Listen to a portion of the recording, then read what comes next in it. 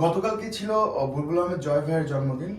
একাত্তর টেলিভিশনের কালচার ডিপার্টমেন্টের প্রধান বুলবুল আহমেদ জয় ভাইয়ের জন্মদিন ছিল। আর উনি যে চ্যানেলে চাকরি করেন একাত্তর টিভি, সেই টেলিভিশনের জন্মদিন আজকে কাকতালীয়ভাবে।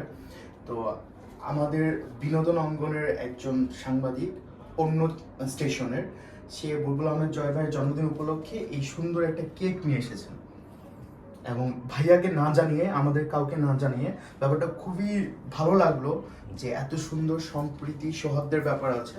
কেকটা কাটবো, থাকেন।